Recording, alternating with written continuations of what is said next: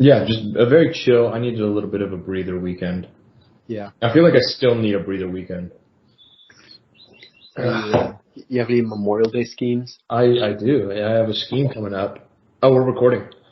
Hey, everybody, welcome back to the Experience Podcast. With Daniel, have we started?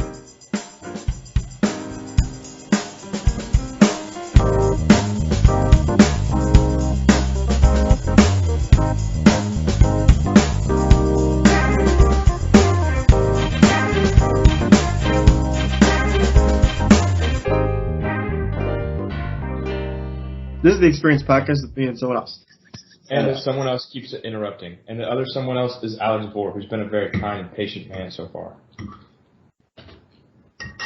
It's easy to be kind of patient when I'm dealing with you two. Not dealing with, enjoying the company of. All right, well, that was a lie. Tanner, go on. So, yeah, for Memorial Day, my girlfriend and I are going down to Savannah for a couple of days. Yeah, you guys getting married there? What's going on? We got a hotel booked. We're going to go to the beach. Oh. A ghost tour. Other than that, we don't have much planned. Maybe I'll come up to you. You mean come Savannah. down? I'm going to be in Jacksonville. Oh. No way. But maybe I'll be in Savannah. You guys could meet in the middle and go to like one of Georgia's like swampy islands. That's just out in the Atlantic Ocean. That'd be a cool spot.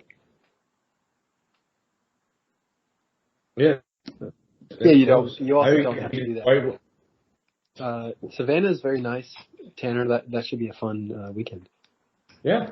I'm looking forward to it. I think there's a art festival as well. Other than that, like, we're going to play it by ear, check out some breweries, kind of, I don't know, just enjoy a little bit of a longer vacation because we have Memorial Day off, so. Yeah. It's only 2 hours away. I looked it up. I mean, it's like... It's not... It's got to be like 4 hours, right? Oh, Savannah to Jacksonville? Foolish. Yeah, I was thinking from my bad. Yeah. Alex is foolish. That was a faux pas by me. It's a quick 139 miles. What are you doing next weekend, Daniel? Just looking for something to do. That's what I'm doing. So why Savannah or Jacksonville? Well, I'm visiting Owen in Jacksonville. He lives in Jacksonville. Oh, okay. Yeah, isn't that where you're stationed? Yeah, and then I'll be coming up to Savannah.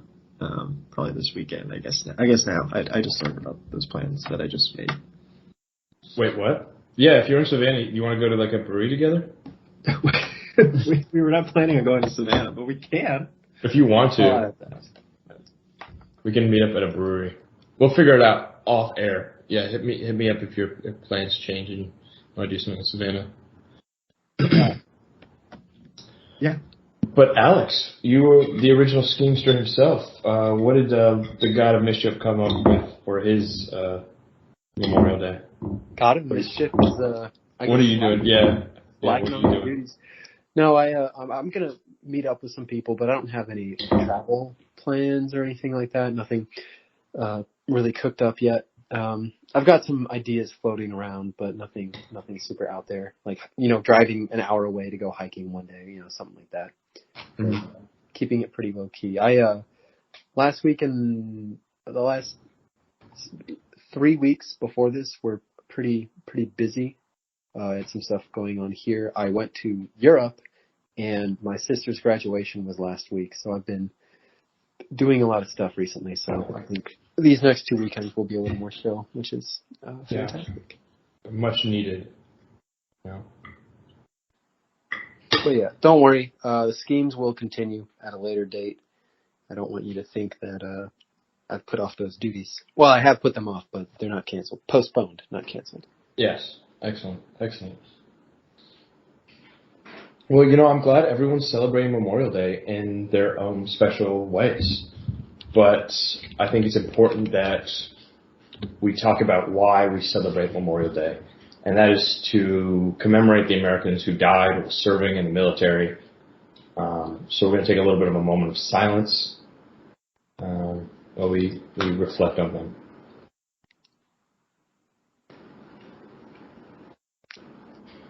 Well, so thank you everybody for coming in. This is the Experience Podcast. I'm joined by someone else, and Daniel. That's where you put the intro, and during the moment of silence. I don't know. You gotta switch up the format. Yeah, switch up the format a little. Switch up the format. Well, don't switch it up. You gotta be a little bit more playful with it. Do you know what I mean? I'm not really a playful person. I don't know. I feel like. Oh, hang on, Daniel. List the last 3 times you played, and I'm sure it'll be pretty easy to think of stuff. Played what? I'm purposely keeping this question or a prompt ambiguous, so. I have no idea what you're getting at, though. Last time the last 3 times you played, I think that's a decent sample. Where you found, joy and amusement, Daniel. Oh, played. Okay, I was thinking, it was got played or something? No. When was the last time you were truly happy? Is what Alex is getting at. I don't think I have 3 times. Oh wow. That's what the moment of silence is for now. It's just Memorial Day, remembering those times that Daniel didn't have. To his point, I don't think I can reflect and be like, oh yeah, this was a time when I was uniquely happy.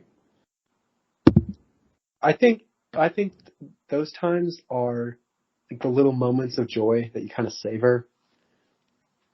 Fleeting. This is I think a light example, but dang, this chicken wing was really good, and you're just sort of invested in the moment of eating that chicken wing, or just like a little small thing, like running into a bird that looks pretty cool. I like seeing cardinals; they're nice and red, make nice sounds. So it's I think that's they're not heavy hitters, but I guess those are maybe the purest forms of happiness. I appreciate your definition and reflection on happiness. I think that's really beautiful, Alex. Thank you, Tanner. I like how we're covering some deep bases today with respecting our fallen troops and the meaning of happiness and the definition of happiness. So, speaking of happiness, Tanner, you said you played a lot of video games this weekend. Did you get the new Zelda game? Yes, that's what I've been playing, and I literally just want to play it more, and I feel like I haven't made any progress because you're like, okay, I'm going to go do this, and then on your way to do that, there's 3,000 things to activate ADHD and derail you, But I think that's a good thing because it prolongs the game experience. And this is the first game I've had to pay for that was $70. They upped the price from the standard $60 for a AAA title to $70. So I'm trying to squeeze out, get my money's worth. But so far, it's got to be one of the best open world video games of all time. So it's really good. That's good to hear. But so all video games are now $70? Is that what you said? AAA. There's been one before it, but now they're starting the trend of charging $70. For the past 10 years it was $60 for AAA, and now they've moved the needle up another $10 to adjust for inflation, I guess. Yeah. It was 60 for a while. So, and it was 50 before, right? Like in the yeah. I remember 50. That was old, long time ago. Hey, times change. I think we can. They really do. We can mark our development in our life by how expensive video games were at the time of a specific event in our life.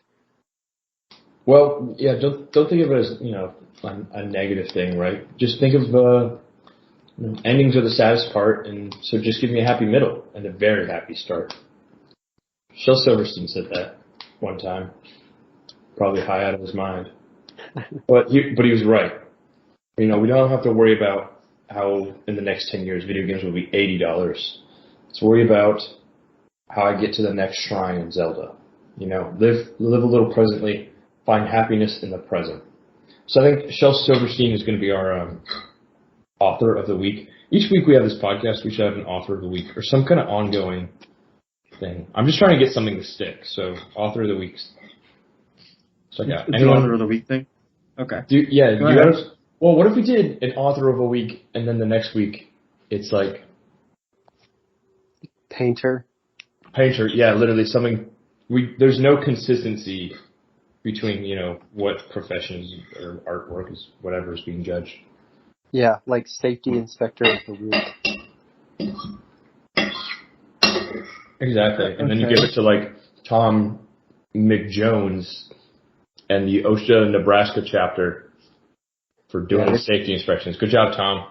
I was going to say that group has been doing a lot of really good work, saving a lot of lives, preventing a lot of injuries. So I that is on the forefront of my mind, Tanner. But we're talking about authors this week. Let's not reveal too much. So that's my favorite author because I think he was coked out. Usually, right? Wasn't he like did Shel Silverstein do drugs? I thought he did a lot, right? I believe it. He's got some really wacky and zany stuff. I don't know. His drawings. What? I was going to say, for listeners, we are auctioning off Tanner's Google search history, so that is something. Yes, we're trying to raise money to help fund the studio. We're going out of business. They're threatening to take us off air. They're threatening to deplatform us because we speak the truth. Yeah, we tell it like it is, and they can't handle that. What the fuck? Yeah, we just got sorry, I was reading the second on did Shel Silverstein do drugs? The first one, like the ad that pops up because Google always has like an ad at the very top. It says 13 unexpected dark stories about Shel Silverstein. Then the next one is called from the University of Victoria, called The Perfect High. He tried and here's like the little excerpt that it shows. He tried PCP and THC, but they didn't quite do the trick. And poppers nearly blew his heart, and mushrooms made him sick. What? I'm so confused. Is that a rhyme? It's called The Perfect High by Shel Silverstein. Quaaludes. Okay, wow. There once was a boy named Gimerson Roy who was nothing like me or you, because laying back and getting high was all he cared to do. As a kid, he sat in the college, sniffing glue. Yeah. It's just like he does a bunch of drugs. Quaaludes made him stumble, and booze just made him cry, till he heard of a cat named Baba Fats, who knew of the perfect high.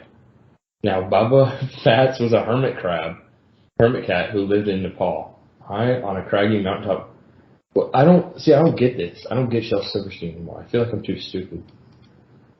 Oh, let me just read the end. Maybe that'll help. It seems, Lord, says Fats, it's always the same. Old men or bright-eyed youth. It's always easier to sell them some shit than it is to give them the truth. Wow. I don't know. I don't know what that really means. I think it's about chasing the dragon. I don't know. The dragon. Well, I appreciate the reading, Tanner. I think your public speaking skills have progressed a lot in recent months. I know I really sweat kind of through that, but it's real. Shel Silverstein wrote about a kid that just wanted to get high. And that brings us to our next segment of Where Are They Now? Oh. I'm telling you, I'm not joking. I put it in the chat. Yeah, no, I believe you. I mean, I guess zany, wacky children's writers, I'm not surprised. I wouldn't be surprised to find out a lot of them are. Had some kind of weird history with drugs, but it seems like maybe now he's like denouncing it and being like, maybe I can have a more positive impact. Maybe I can tell kids not to do drugs. So, hell yeah, Shel Silverstein. That's what makes you the author of the week. All right. Does anyone else have any blanks of the week? I was going to talk. I was going to pivot to our next segment of Where Are They Now, Tanner? What made me think of that? Something about Shel Silverstein. Oh, drug users. Yeah. Where are they now?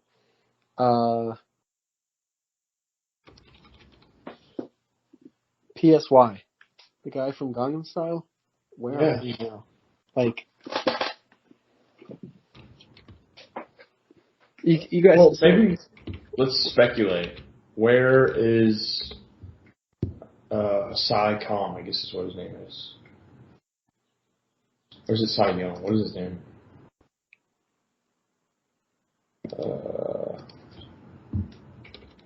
Where are they now? Oppa Gangnam Style. Psy, how Gangnam Style ruined his life. A YouTube video essay. Wow. I don't know about that. Life's ruined. And you were a big fan of that song, right? Gangnam Style, wow. What came back to the world but haunted its creator. Apparently, he doesn't like it anymore because he's kind of like, it became such a meme song, probably. It's like, do the Gangnam Style, do the style. He became like a jester, like a dance, animal. dance, jester, dance. Monkey, yeah. Dang, hey, sexy lady. Yeah. I kind of feel bad, because like other bands can have songs that maybe are meme songs, but like they still, I don't know. Like I'm thinking, I don't know, One Direction. They had songs on top of what they had meme songs for, I don't know if they had meme songs. That wasn't a good example. But yeah, so this makes Psy our washed up artist of the week.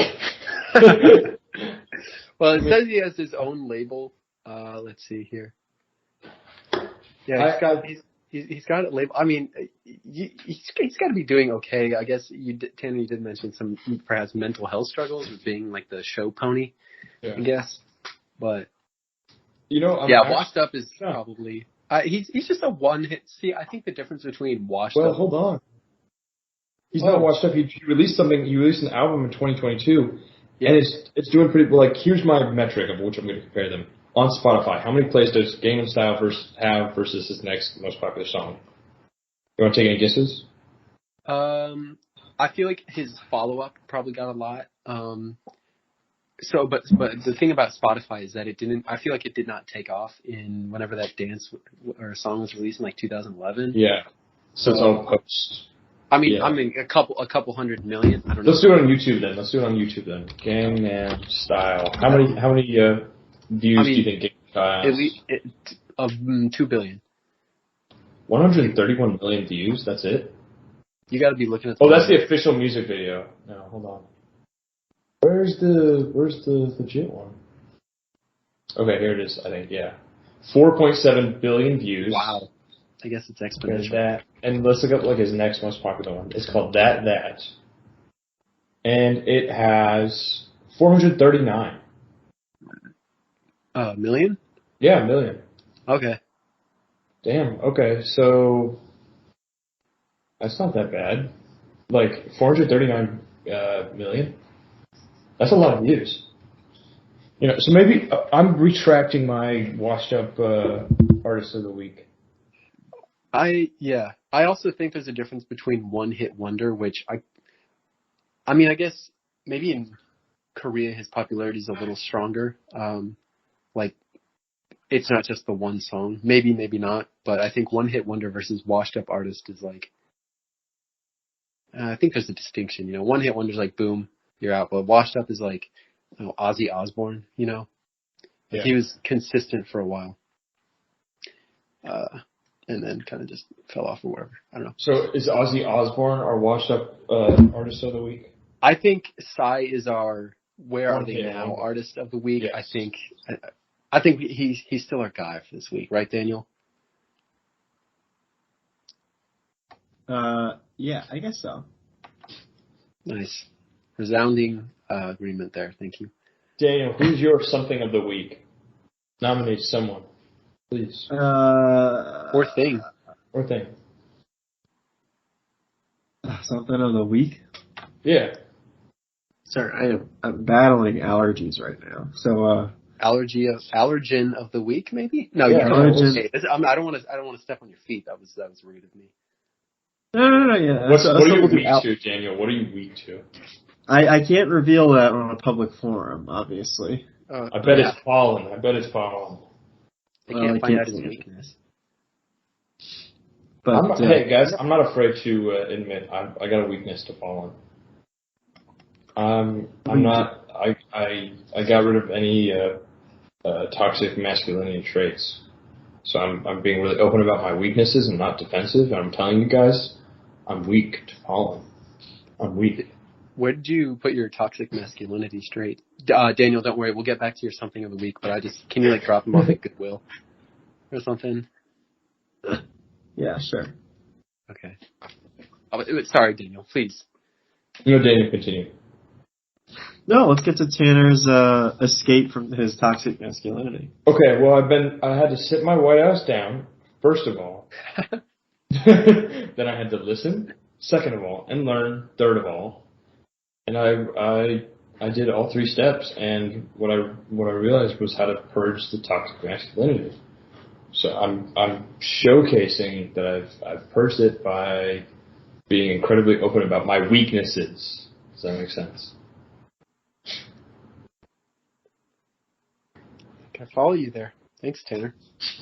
I'm sure that was very difficult for you to say, so I appreciate you sharing that with us. Thank you. Thank you.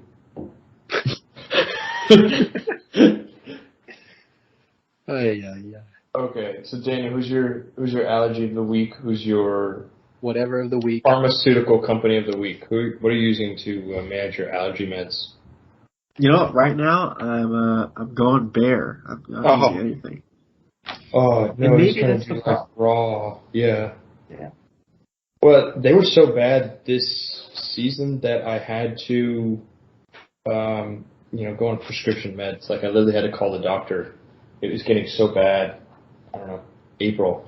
Like, I couldn't open my eyes. So they put me on prescription strength stuff. It's called Monteclast, but I've been on that, and it does wonders. No drowsiness, no fog, but if it does get bad enough, like the Claritin, like usually I can take over the counter stuff, like Claritin and Zysol, whatever. Like I'd be fine just going through allergy season with that, but no, it was so bad this season, and I think I'm going to blame global warming. I think I need someone to blame or something to blame. So I think global warming is. I'm going to blame global warming on the increased pollen count. Is global warming our scapegoat of the week? Global warming is the scapegoat of the week. Nice. Does brought to you by Exxon global warming contribute to higher pollen count? Enhance. Carbon pollution and warmer temperatures cause plants to produce more pollen over a longer growing season. From the Harvard University. That's a repeat. Anthropogenic climate change is worsening. Anthropogenic climate change may increase pollen concentrations. Yeah, okay, so check that out. I'm blaming climate change. Climate change is the scapegoat of the week. Yeah. That kind of makes sense, though. It's like plants kind of know that they're, like, dying. There's too much, pollution in the atmosphere, and they're like, I gotta try something, send out more, pollen, let's make some more tree babies. Didn't they say it was a prolonged growing season in your, whatever? Maybe it's just produce more pollen over the longer, so maybe that means they just have a longer growing season, because the seasons, so that doesn't mean they're releasing more pollen per day, it just means there's more days.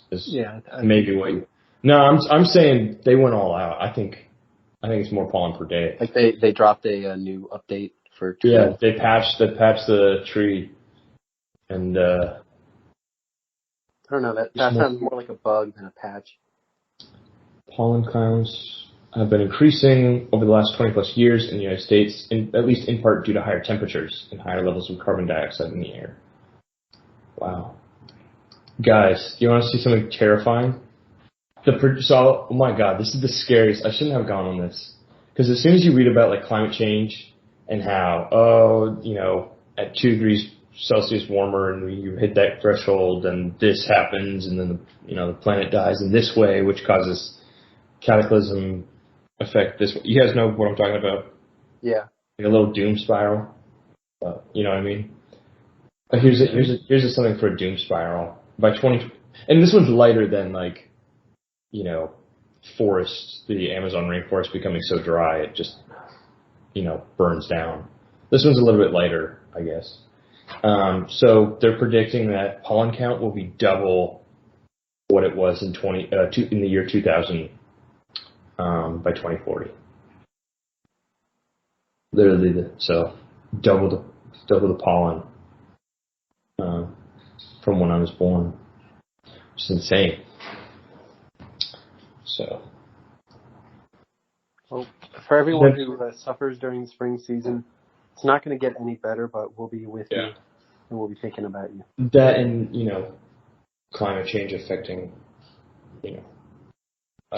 food production. I think agrarian capability is going to be impacted the most. So we won't doom spiral. That makes this Tanner's biggest doom spiral of the week. Climate change is the doom spiral of the week. And the scapegoat of the week. Climate change really pulling its weight here. Yeah. What else can we do with climate change? What else can it be of the week? Conspiracy of the week. Just kidding. Yeah, fake news of the week. Yeah. Is that what you're saying? Climate changes? Or? Yeah. Liberal agenda of the week. It could be sci-fi inspiration of the week. Black holes would be another one there. I think that's pretty fun. What's some other phenomena? And black holes also fits under conspiracy theory of the week. So. True, they're not real. Black holes? Actually, I did watch Interstellar a couple weeks ago. Yes. They're real. That's a documentary. Yeah. No, but you saw how the scientists explained it by folding a piece of paper? That means they're real. Yeah. And he pushed the books and stuff. So and he pushed the books. We saw tactile. That wasn't movie magic. Christopher Nolan actually went to the fourth dimension to fucking get that scene. They had to invent a special camera just to get that shot. Yeah.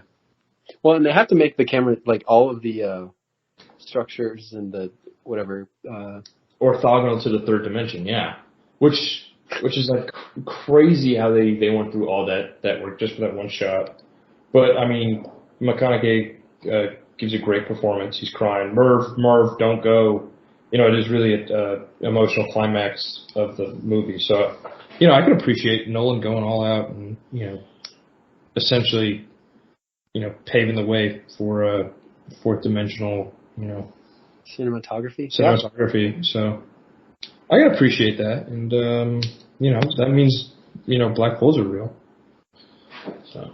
Yeah, it sounds like Daniel, you weren't as sold. You kind of named it as the conspiracy of the week. You were hinting at it, maybe. No. All I'm saying is, has anyone ever touched a black hole? Well, I mean, Matthew McConaughey. He did more than touch it. He cried. I didn't see it. You haven't seen Interstellar? Oh, I've seen the movie. Okay, but you haven't seen a black hole. I don't believe my eyes. Well, they released that footage of that black hole, right? Didn't NASA release that footage of a black hole a couple of years ago? And it was a game changer. I think that was fake news. It was fake news.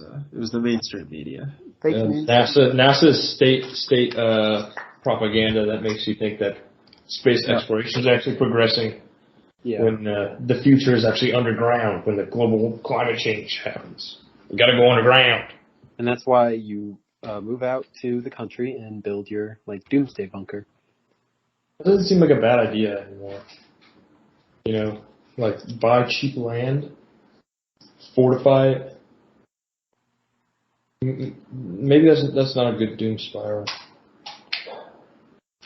Honestly, yeah, doom spiral of the week. Doomsday prepping, realizing that the world's going to end and it's going to descend into madness and chaos. And I don't know. It concerns me only for not my future, but should I have kids? That would kind of suck for them. I'll be honest, that weighs on me. I hadn't had the existential dread that comes with it in a while. Sometimes you think about it and you're like, bang. But Tanner, I think you gave me a healthy dose of it. Not you. Here's a healthy dose of existential dread. Have you been taking your dread meds? Dread meds. I'm so dread-pilled. Yeah, no, I think, let's see. Probably for our grandchildren would probably be like, okay, it's hitting, you know? Like, it's like bad. Yeah, it'll be like, oh, fuck, why'd I rope them into this? Yeah. You know? Nice. That'll be cool. Who do you think when the Amazon starts like spontaneously combusting, who do you think will win the Super Bowl? I hope it's the Cowboys, and I hope it's the last Super Bowl, and then the world descends into like the apocalypse, with the Cowboys being the last, Super Bowl champion. I feel like that's just poetic, right?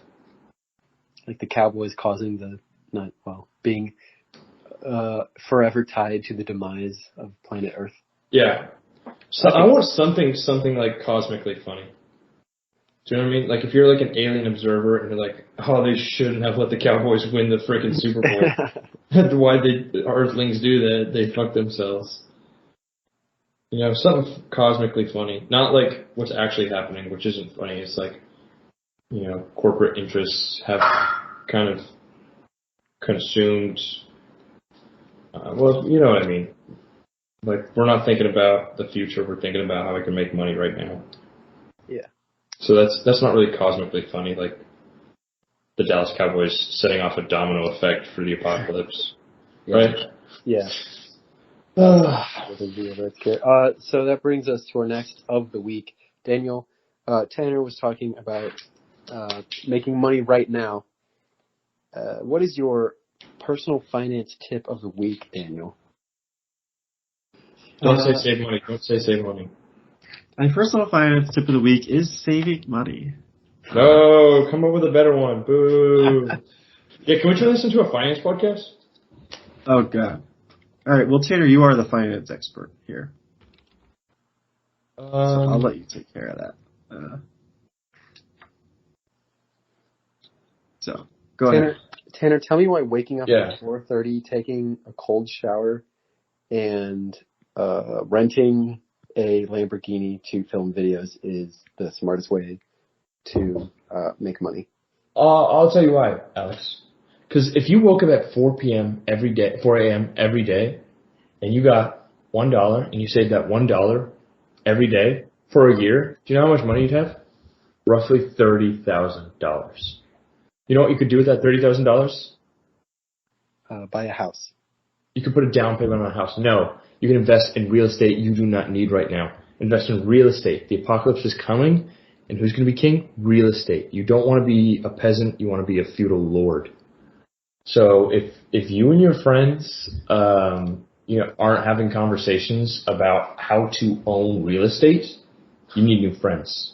If you're in sixth grade and you're still talking about shapes and colors and not, square footage and investing in upcoming properties, then you're hanging around in the wrong circle.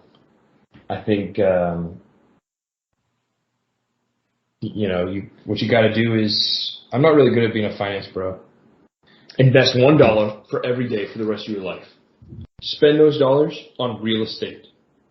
And then, I don't know where I'm really going with this. Help me out. I need investment advice. I think Daniel has it on the head there. And you kind of alluded to it, Tanner, where you said, Daniel, you said save money. And if you save a cent per day, you'd have about $20 at the end of the year. And that's something you can treat yourself with. But it's not really what you want to do. With that $20, you can make a down payment, like Tanner said, on a $1 million home. And it just kind of goes upward from there. Let your money make money. If your money isn't making smart money moves for you, what are you doing? Like, that's something... Yeah, you're really, like, for every cent you don't put into real estate, that's like 10 years off your life. if we can, Like, if we're being honest about it. yeah. Like, I hate to be that blunt, but I mean, it really is about a decade of your No, life. if you're not investing right now, if you haven't started investing, your life is worthless and it's over. You'll Yeah. never own your path to owning is just limited. You will be renting for the rest of your life. You literally have to have $30,000 for a down payment right now. Property is only going to get more expensive. If your money is just sitting there and not making money for you, you'll be doomed to live in an apartment building underneath a shitty landlord for the rest of your life. Doomed. Till the Cowboys win the Super Bowl. But actually, I think there's some truth in that. You know, not the Cowboys win the Super Bowl, but like letting your money make money. Like I had a bunch of money from when I was working at home, kind of sitting, and I was like not really sure what to do with it, and so I just let it sit. Instead, I could have been like, what should I do with money instead of letting it just sit? So one of the things I did, buy real estate. One of the things I kind of did is I just put in a money market fund, which I think is just like a fund you can take money out of any time, but it has like a small growth rate, I think. So that was a good idea, I guess. Yeah. So that's Tanner's good idea of the week. Yep, and perfectly tied in with Daniel's financial, Save money. personal Exactly. finance tip of the week. Yeah. So The segment has been great, Daniel. I'm really glad you decided to incorporate it. I think it gives us a lot of structure, kind of helps us work within the podcast, you know. Yeah, and I think that's a good place to end the podcast of the week. thank you so much for listening. You can find Daniel on his social media handles at @DDaniel at Instagram and Twitter. And make sure you check out the Hyphen Experience on all your podcast platforms. Thank you so much for listening.